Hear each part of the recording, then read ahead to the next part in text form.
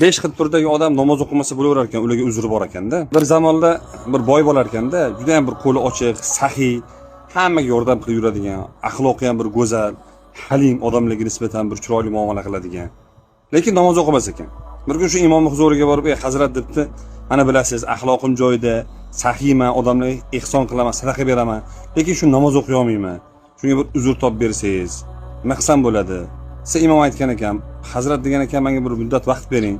4 ta mazhabni bir kitoblarni ko'rib chiqing, albatta sizga yo'l topib beraman."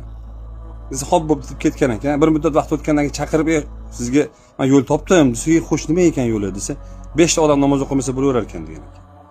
Kim ekan desa, birinchisi balog'atga yetmagan, bolalar o'qimasa bo'laverar ekan. Siz qizig'imiz, men katta odamman-ku.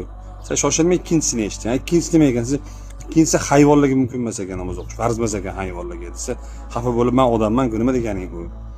Uchinchisini aytsa, uchinchisi degan ekan, kofirlarga namoz farz emas ekan. "Sen nima deganing? Men musulmonman deb o'zimga islomga nisbat beraman."